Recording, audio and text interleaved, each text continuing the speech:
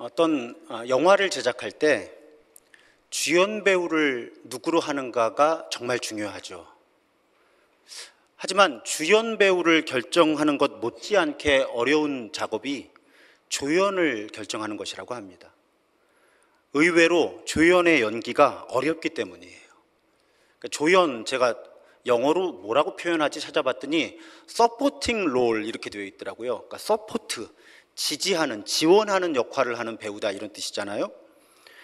그러니까 조연이 역할이 중요해요. 이야기에 적당히 개입해서 흐름을 재밌게 만들어야 되는데 주연보다 튀면 안 되죠. 그렇다고 너무 심심해지면 엑스트라, 단역급의 임팩트밖에 주지를 못하니까 너무 심심한 캐릭터가 됩니다. 그래서 가끔은 영화의 주연이 예를 들면 인기 있는 아이돌이라든지 신인급인데 조연은 아주 경험이 많은 베테랑급이 맞는 경우들이 있죠. 조연이 그만큼 연기하기가 어려운 거예요. 그런 관점에서 보면 예수께서 이 땅에 오시는 이야기에 등장하는 조연은 최고의 조연입니다. 세례 요한. 왜 최고의 조연인가 하면 이분 캐릭터가 독보적이에요. 일단 외모부터 압권입니다. 여러분 아까 애니메이션은 애니메이션이니까 그렇게 표현했지요. 어떤 영화에서 세례 요한을 이런 캐릭터로 묘사를 했어요.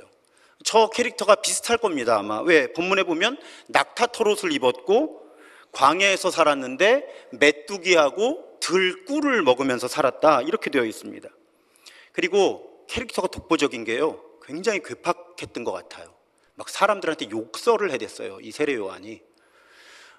그래서 회개하라고 막 뭐라고 하다가 심지어는 존경받던 종교 지도자들에게까지 아주 심한 욕설을 하면서 회개를 촉구했죠.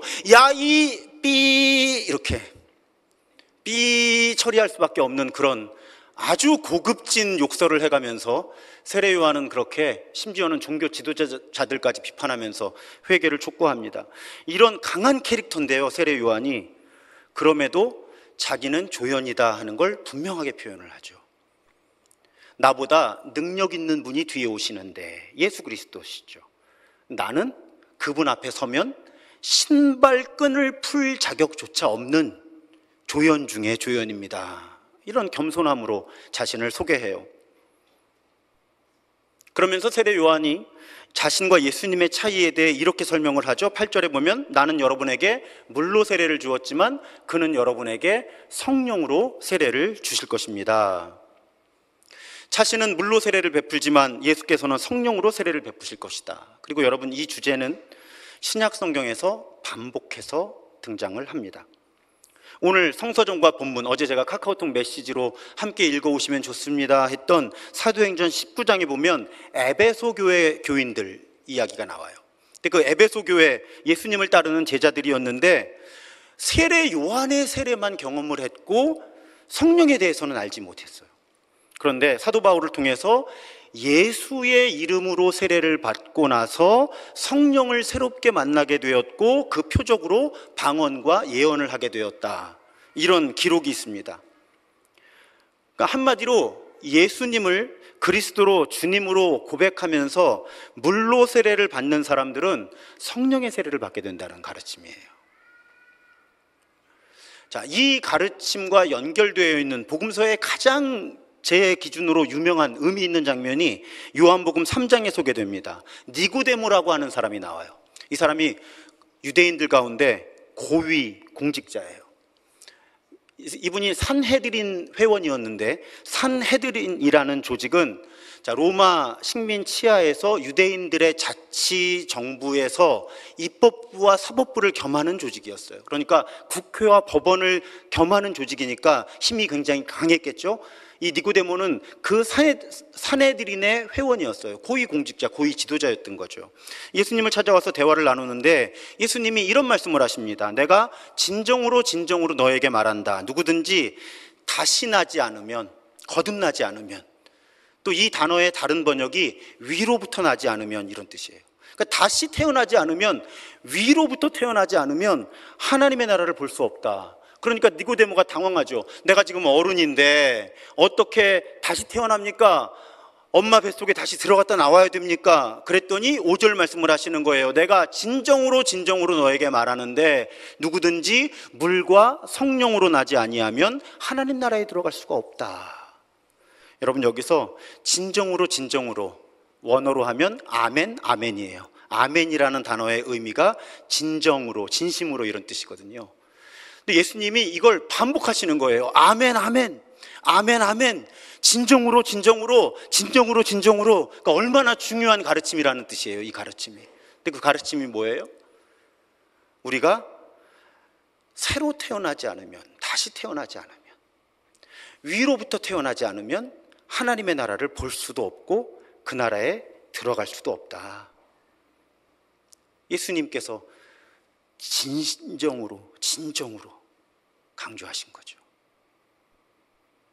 그리고 그렇게 우리가 다시 태어나는 과정, 위로부터 태어나는 존재가 되는 과정은 물과 성령을 통해 이루어진다.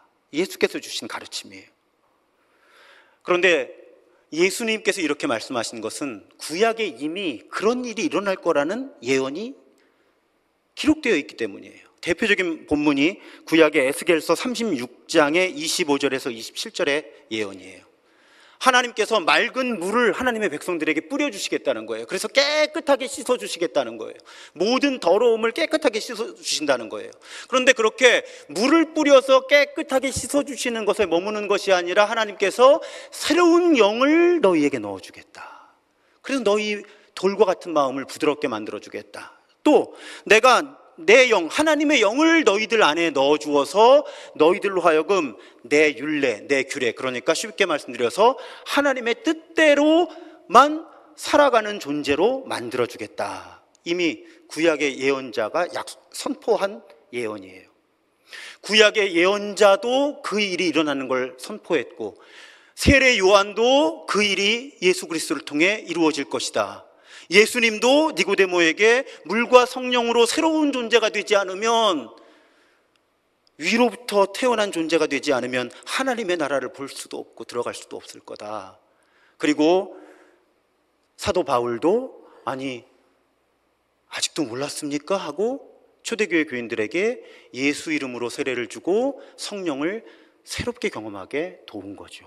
그러니까 성경 전체가 가르치고 있는 가르침인 거예요. 우리가 망가진 존재였는데, 하나님과의 관계가 망가지고 우리 스스로 망가진 존재였는데, 우리가 예수를 그리스도로 주님으로 고백하면서 세례를 받을 때, 물로 세례를 받을 때 성령을 통해서 하나님과의 관계가 회복되고 우리는 새로운 존재가 된다. 그걸 두 가지 차원의 언어로 표현한 거죠. 같은 그리스어, 헬라어이긴 한데 한쪽 번역에 보면 거듭난다, 새롭게 태어난다, 새로운 존재가 된다. 마치 누에 고치로 있다가 이렇게 벌레처럼 기어다니다가 나비가 되듯이 그런 변화가 그리스도인들에게는 나타난다. 물과 성령으로. 그런 의미에서 우리는 새롭게 태어나는 거듭난 존재들이다. 또 다른 번역, 위로부터 태어나는 존재가 되었다는 건 무슨 뜻입니까? 우리의 생각과 행동의 기준이 땅이 아니라 하늘이다. 무슨 뜻이에요? 하나님이 기준이 된다는 거죠. 그래서 우리가 하나님이 어떤 분이신지를 이해하게 되고, 그 하나님이 세상을 통치하시는 원리를 이해하게 되고, 하나님께서 이 땅에 이루고 싶어 하시는 하나님의 나라의 비전에 동의하게 되고, 그 비전에 참여하면서 하나님의 나라를 이루어가는 존재가 된다. 여러분은 이런 변화를 경험하셨습니까? 이러한 변화를 설명하는 개념 가운데 제가 오늘 원래 나누고 싶었는데 어느 대목에 나눌까 하다가 오늘 나누면 좋겠다. 종교를 이렇게 둘로 나눌 때 어떤 한 종교가 두 가지 단계의 종교가 있다. 종교학자들이 그런 이야기를 합니다. 표층 종교와 심층 종교. 표층이라는 건 이제 껍데기죠. 얕은 종교, 제가 그렇게 번역을 해봤고요. 심층 종교, 깊은 층의 종교가 있다는 거예요. 이 이야기를 우리 기독교, 그리스도교 관점에서 설득력 있게 한 종교학자가 오강남 선생이라는 분인데, 이분이 그 젊은 신진학자인 성혜영 교수랑 대담을 해서 책을 낸 책이 종교 이제는 깨달음이다라는 책이에요. 저 책이 이제 표층 종교와 심층 종교, 얕은 종교와 깊은 종교의 차원들을 잘 설명을 해줍니다. 주의사항은 종교학자가 쓴 책이고, 이 표층 종교, 심층 종교라는 개념은 우리 기독교에만 적용되는 종교가 아니에요. 그래서 저 책은 여러 고등 종교라고 분류되는 종교들이 어떻게 표층 종교의 형태를 보이기도 하고 심층 종교의 형태를 보이기도 하는지를 이렇게 인터뷰를 통해서 설명하고 있는 그런 책이에요. 그러면 그 차이가 뭐냐? 짧은 시간에 핵심만 말씀드리면 두 가지 특징을 말씀드리려고 합니다. 얕은 종교, 표층 종교는 문자주의적이에요. 그러니까 어떤 경전, 우리에게는 성경이죠. 성경의 어떤 가르침을 그냥 문자 그대로 읽어내는 거예요. 그 다음에 두 번째 특징은 기복주의적이에요. 그래서 종교를 갖는 목적이 아주 단순합니다. 종교를 가지면 내가 건강해지고 돈을 많이 벌고 출세하고 명예를 얻고 그렇게 이 땅에서 살아가다가 죽은 다음에는 좋은 곳에 가고, 그런 기대를 갖는 종교일수록 표층 종교, 얕은 종교라는 거예요. 그러면 심층 종교, 깊은 차원의 종교가 어떤 종교인지 이해하실 수 있죠. 문자를 넘어서서 그 깊은 곳의 의미를 탐구할수록 심층 종교, 깊은 차원의 종교가 되는 겁니다. 종교의 언어란 게 그렇잖아요. 언어라는 건 손가락입니다. 달을 바라보라고 손가락으로 가리키는 거예요. 문자주의적 해석이라는 건 뭐예요? 손가락만 바라보는 거예요. 근데 심층 종교로 가면 손가락을 바라보기보다는 그 손가락이 무엇을 가르치고 있는가를 바라보게 될 때 심층 종교, 깊은 차원의 종교가 되는 거고요. 기복주의를 벗어날수록 깊은 차원의 종교다. 그러면 기복주의를 벗어난다는 것이 무엇이냐? 현실에서 내가 어떤 이익을 취하느냐에 관심이 생기는 게 아니라 내가 어떤 사람인가, 내 사람됨에 대해서 관심을 갖게 될수록 깊은 차원의 종교라는 거죠. 성경, 우리 그리스도교의 용어로 보면 새로운 피조물인가 내가 하나님의 성품에 참여하는 사람인가? 우리 교회 용어대로 하면 내가 예수 그리스도를 따라 사는 사람인가? 내가 어떤 사람인가, 내가 어떤 존재인가에 관심을 기울이게 될 때 점점 우리는 얕은 종교에서 깊은 종교의 차원으로 나아가고 있다고 그렇게 설명을 합니다. 그렇게 보면 여러분, 우리 올해 통독을 신약 성경을 한 장씩 좀 깊이 읽자고 하고 지금 읽는데, 지난 금요일이 마태복음 5장, 내일 6장, 모레 7장 산상수훈이에요. 여러분, 예수님의 가르침을 이 표층 종교와 심층 종교, 얕은 종교와 깊은 종교의 차원에서 가만히 들여다보면 예수님은 얕은 수준의 종교에 묶여있던 사람들을 깊은 차원의 종교로 안내하기 위해 이 땅에 오신 거예요. 당시의 유대인들은 스스로 하나님의 백성이라고 알고 있었고 믿고 있었지만 문자주의적인 성경 해석에 묶여 있었죠. 또 현실의 문제에만 매여 있던 거예요. 그러니까 얕은 수준의 종교였던 거죠. 예수님 오셔서 그런 종교의 차원에 머무는 것이 아니라 깊은 종교의 차원으로 들어가도록. 그래서 여러분, 산상수훈 제가 첫날 매일 기도회 때 강의하면서 어떤 말씀을 드렸죠? 산상수훈의 주로 어떤 가르침이에요? 일단 첫 번째 가르침부터가 팔복이에요. 누가복음에는 4가지 복과 4가지 화, 좋은 거 4개, 나쁜 거 4개 해서 의미를 더욱 강하게 표현을 하죠. 복이 무엇인지에 대한 개념이 바뀌지 않으면 그리스도인, 제대로 된 그리스도인이 될 수 없다는 거예요. 그러니까 내가 그리스도인이 되었는데, 교회를 나오는데 복이 무엇인가에 대한 기준이 달라지지 않으면 얕은 종교에 머무는 사람인 거예요. 정말 예수님을 알지 못하는 사람인 거죠. 그래서 산상수훈의 첫 번째 도전이 그거예요. 너의 복의 기준이 무엇이냐? 과거에 복이 아니었다고 생각하던 것들이 복이라고 느껴지고, 복이라고 생각하던 것들이 복이 아닌 걸로 느껴져야 ят은 종교에서 깊은 종교로 이동하고 있는 거예요.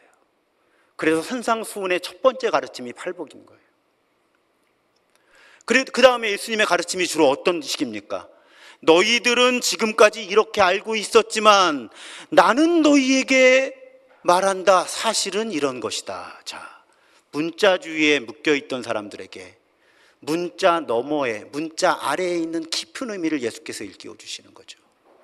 자, 안식일을 거룩하게 지킨다는 게 무엇입니까? 예수님이 물어보시는 거예요. 이 일을 안 하는 거라고요? 아니, 당신들 하나님 주신 율법을 잘 모르는 겁니다. 안식일은 생명을 존중하고 사랑하는 날입니다.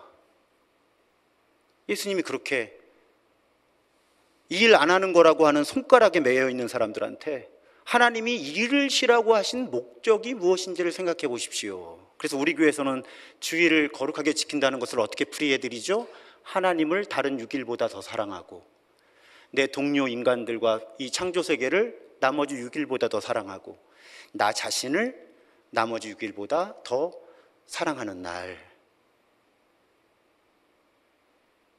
그렇지 않으면 얕은 종교에서는 그냥 출근 안 하고 예배 드리면 끝, 이렇게 되는 거죠.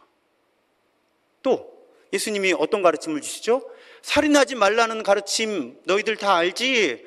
그래서 사람 안 죽여서 좋으니? 그래서 심판 안 받을 것 같아? 아니, 형제자매한테 욕만 해도 책임져야 돼. 자, 문자주의의 얕은 종교 수준에 묶여있던 사람들 십계명을 읽어나가면서 살인하지 마라. 난 뭐 살인 안 하니까 저건 관계없지. 근데 깊은 종교의 차원으로 들어가면 내 마음에 있는 미움의 문제, 용납과 용서의 문제 보도록 예수께서 산상수훈에서 안내해 주시는 거죠. 좀 안타까운 일은 실제와 관계없이 이 세상이 볼 때 로마 가톨릭 천주교회하고 불교는 고등 종교적인 측면이 많이 노출이 돼요. 그러니까 그 심층 종교, 깊은 차원의 종교인 부분이 많이 노출이 돼요, 상대적으로. 그런데 우리 개신교회는 상대적으로 얕은 종교, 이 표층 종교의 이미지가 훨씬 더 많이 노출이 돼요. 이유는 복잡하겠죠. 결과적으로 그렇다는 말씀이에요. 제가 신도중앙교회 담임자로서 갖는 중요한 책임이 여기 있습니다. 저는 우리 교회가 얕은 종교에 만족하는 사람들이 아니라 깊은 종교로 성실하게 발걸음을 옮기는 사람의 공동체가 되어야 한다고 믿는 거예요. 상대적으로 그런 교회가 많지 않아 보여서 제가 하는 일이 무엇입니까? 그래서 성경을 계속 새롭게 해석해 드리려고 노력하는 거고요. 손가락이 아니라 이 손가락이 가리키고 있는 것이 무엇인가? 또 어떻게 하면 더 넓고 깊게 기도할 수 있는가? 우리 교인들과 함께 그렇게 기도하는 것, 그것이 제가 담임 목사로서 갖는 중요한 책임의식이에요. 어떻게 하면 우리 교인들이 얕은 종교의 그리스도인으로 머무는 사람들이 아니라 깊은 차원의 그리스도교를 경험할 수 있도록 도울 수 있을까? 누구나 처음 종교를 가질 때는 얕은 종교 차원에서 시작을 합니다. 하지만 영적 성숙이라고 하는 건 얕은 종교의 차원에서 점점 깊은 차원으로 들어가는 거죠. 그럴 때 그 과정의 핵심적인 과정이 물과 성령으로 새롭게 되는 것, 위로부터 태어나는 것. 그렇다면 여기 아마도 대다수의 오늘 함께 예배하시는 분들이 물의 세례를 받으셨을 거예요, 이미. 그럼 여러분 성령의 세례를 받으셨습니까? 여기에 문제가 있는 거예요.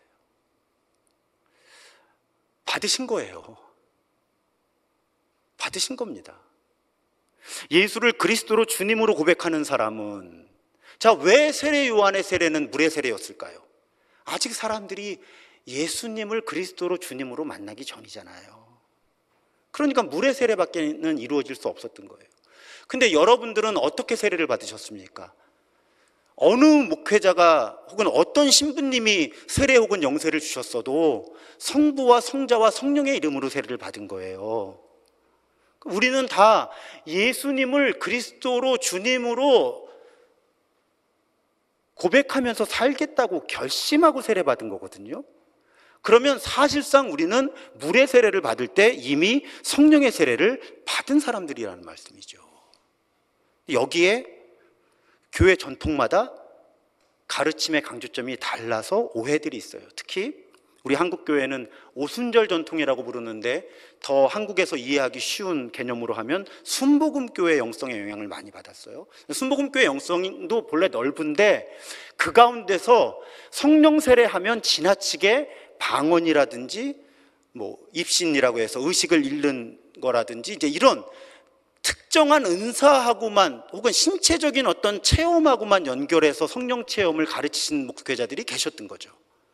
그러다 보니까 그런 체험이 없으면 내가 성령 세례를 안 받았다, 못 받았다고 생각하는 그리스도인들이 너무 많은 거예요. 근데 여러분, 성경에 아주 결정적인 단서가 하나 있죠. 우리가 예수를 그리스도로 주님으로 고백하는 것이 누구의 도우심이다? 성령님의 도우심이라는 거예요. 성령으로 아니하고는 예수를 그리스도라고 할 수 없다는 거예요. 근데 지금 이 자리에는 예수를 그리스도로 고백하는 사람들이 모여 있고 그 고백을 하고 세례를 받았다는 거죠. 그러면 물로 세례를 받은 사람들은 성령의 세례를 받았다고 믿는 것이 훨씬 성경적입니다. 이건 내 체험이 중요한 게 아니고요, 하나님께서 이루신 일이 중요한 거예요. 그래서 어떤 분의 성령 세례 경험을 우리 교회에 나누면 이해에 도움이 될까를 열심히 찾았습니다. 그러다 발견한 분이 예수원을 설립한 대천덕 신부님이에요. 이분은 성공회 신부입니다. 가톨릭 신부가 아니에요. 성공회는 기술적으로, 종교학적으로 분류를 하면 개신교회입니다. 신부라고 부를 뿐이죠. 자, 이분의 성령 세례 간증을 보게 됐어요. 이렇게 나누면 우리 교인들이 성령 세례의 개념을 이해하는 데 도움이 되겠다. 이분이 저 레스트 네임 성을 보세요. 토레이라고 돼 있잖아요. 근데 3세라고 돼 있죠. 토레이 3세. 토레이 1세 목사님이세요. 할아버지가. 근데 그 토레이 1세 목사님도 유명한 목사님이시고요. 미국에 아주 유명했던 부흥사 드와이트 무디라고 들어보셨을 거예요. 그 드와이트 무디하고 동역을 했던 목사님이세요. 이 대천덕 신부의 할아버지가 부흥사셨으니까 얼마나 이 성령 세례, 성령 체험에 대해서 많이 이야기하셨을까. 그래서 이 대천덕 신부는 적어도 10대 초반부터 성령 세례라는 개념을 알고 있었고, 특히 대학생 때부터 아주 구체적으로 성령 세례를 달라고 그렇게 기도를 합니다. 그런데 어떤 구체적인 체험이 일어나지 않았었어요. 그래도 계속 성령님의 인도하심을 구했고 성령님의 뜻을 분별했고 성령님의 뜻에 따라 순종하며 살려고 노력하면서 그렇게 젊은이의 때를 보냅니다. 그렇게 20년이 지났다고 하니까 대략 40대 어간일 것 같아요. 그때는 이제 아내분이 계셨는데 아내와 함께 성령 세례를 기도했던 거예요. 근데 같이 성령 세례를 구하는데 아내분은 방언의 은사를 받은 거죠. 아마 이 스트레스를 받아보지 않으신 분들은 잘 모르십니다. 내가 아는 사람 다 방언하는 것 같은데 나만 못할 때 그 압박감. 이분은 더군다나 신부님이신데 아내는 방언을 하는데 본인은 같이 성령 세례를 구하는데 방언을 하지 못하는 거예요. 그래서 그렇게 기도했다고 그래요. 주님, 만약에 제가 받은 것이 성령 세례가 아니었다면 지금 좀 주십시오. 근데 이게 뭔지 모르겠는데 지금까지 제가 경험한 것 중에 성령 세례가 없었다면 지금 성령 세례를 주시고, 만약에 이미 제가 성령 세례를 받은 사람이면 방언의 은사를 주셔서 좀 내가 성령 세례 받은 사람인 걸 좀 알게 해달라고 그렇게 기도를 한 거예요. 아마 그리고 간증 자체에는 드러나 있지 않은데 부담이 좀 크셨던 모양이에요. 주변에 목회자들을 이렇게 모셔서 성령 세례를 위해서 기도를 함께 안수기도도 받고 하신 거죠. 근데 아까 말씀드린 것처럼 한국에서 성령 세례하면 순복음교회였거든요. 오순절교단. 그래서 그 오순절교단에서 오신 목사님들이 안수기도도 하면서 뭐 성령 세례도 구하고 방언도 구하고 그런 일들이 있었던 거예요. 그런데 방언의 은사가 주어지질 않는 거예요. 그때 오셨던 오순절 그 순복음 계통의 한 목사님이 이렇게 그 대천덕 신부님한테 예언을 해준 거죠. 여러분, 예언이라는 건 미래를 점치는 말이 아니라고요. 하나님의 말씀을 맡아서 대신 전해주는 것이 예언이라고요. 뭐라고 예언을 했냐면, 당신 그러니까 너라고 표현한 거 보니까 아마 반말로 예언했나 봐요. 너는 이미 성령 세례를 받았다. 그러니까 그냥 가서 목회에 전념해라. 방언은 필요할 때 줄게. 그래서 이 대천적 신부님이 그 예언을 신뢰하면서 그냥 내가 성령 세례를 받은 사람이구나 하고 목회에 전념을 했던 거죠. 게다가 여러분, 우리 교회에서는 고린도전서를 통해 주어진 가르침 알죠? 남들 못 알아듣는 방언 1만 마디 하는 것보다 하나님 뜻을 깨닫고 5마디 말하는 것이 훨씬 더 가치 있다. 이 대천적 신부님도 그 가르침을 가슴에 새기고, 그래, 방언이 중요한가? 내가 깨달은 말로 하나님의 말씀을 전하는 게 중요하지. 근데 그렇게 고백하고 살던 가운데 개인 혼자 기도하다가 방언도 받게 되고, 또 어떤 모임에서 기도하다가 갑자기 방언하는 사람의 방언이 통역이 되기 시작해서 그 기도 모임 가운데 방언으로 선포되는 하나님의 말씀을 예언할 수도 있게 된 거죠. 하지만 보통은 그런 은사를 체험하면 내가 성령 체험을 했구나 말하지만 대천적 신부는 그렇지 않다는 거예요. 은사로 표현되는 것은 극히 일부라고 하는 거죠. 그러면서 성령 세례를 경험하면 이런 일이 일어납니다 하고 간증을 해요. 그럼 그 간증의 내용이 무엇인가 하면, 첫 번째, 정말 성령 세례를 받으면 하나님의 뜻에 순종할 수 있는 힘이 생기더라는 거예요. 내 뜻과 하나님의 뜻이 다르다고 느껴요. 그런데 하나님 뜻대로 따르면 내가 불리해요. 손해를 볼 수도 있어요. 불이익을 당할 수도 있어요. 그래도 하나님의 뜻대로 살아야지 하는 힘이 성령 세례를 받은 사람에게 생깁니다. 그것이 첫 번째 간증이에요. 두 번째 간증은, 성경을 공부하는데 그동안 내가 해석하고 받아들이던 해석과 다른 해석을 만났을 때 마음을 넓게 해서 아주 많은 시간이 걸리더라도 성령님의 도우심 가운데 그 성경 본문과 씨름하면서 정말 이 본문을 통해서 하나님이 나에게 깨닫게 하시는 말씀이 무엇인가를 탐구할 수 있게 하시더라. 그래서 말씀을 깨달아가게 하시더라. 그 간증문에 보면 성경의 연구가 늘 순조로운 것은 아니었고 때때로 시간이 아주 많이 걸렸지만 저로 하여금 성경을 바르게 해석할 수 있도록 인도하시는 분은 성령님이심을 확신하게 되었습니다. 그렇게 하나님의 뜻에 순종하는 힘이 생기고 성경을 바르게 해석하는 힘이 생기면서 이 신부님에게 나타난 현상은 이 세상에 소외된 사람들, 마이너리티라고 영어로 표현하는 소외된 사람들과 보내는 시간과 소외된 사람들을 위해서 사용하는 에너지 더 늘어납니다. 그래서 이 대천적 신부는 평생 아주 삶의 상당 부분을 가난하고 소외된 사람들을 섬기는데 사용하게 되죠. 성령님께서 그렇게 이끄십니다. 그렇게 간증하는 거예요. 하지만 이분의 간증에 절정에 이르면 이분이 그런 고백을 해요. 저도 이번에 배웠어요. 성령님의 가장 중요한 사역은 어떤 은사를 주셔서 개인의 능력을 표현하게 하시거나 혹은 성령의 열매가 맺혀서 어떤 사람이 아주 인격적인 사람이 되는 것에 머물지 않는다. 정말 성령 세례를 받은 사람들이 모이면 코이노니아가 일어나서 믿음의 공동체가 만들어진다는 거예요. 그게 성령님이 하시는 가장 의미 있는 일이다. 코이노니아, 성도의 교제. 제가 우리 교회에서 너무너무 강조하는 거죠.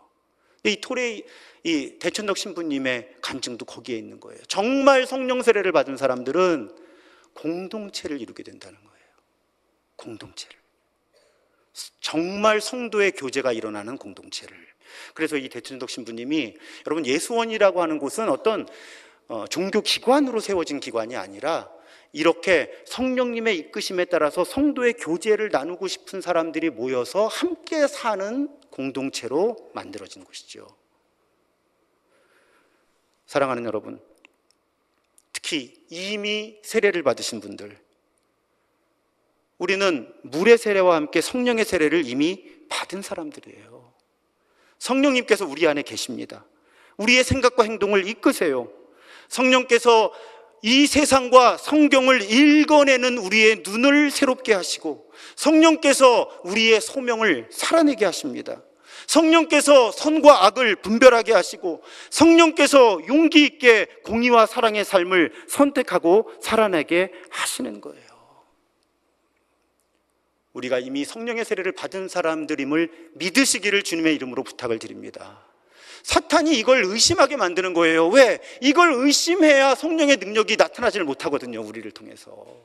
자꾸 하나님 입장에서는 필요 없는 영적 체험만 구하고 있는 거죠.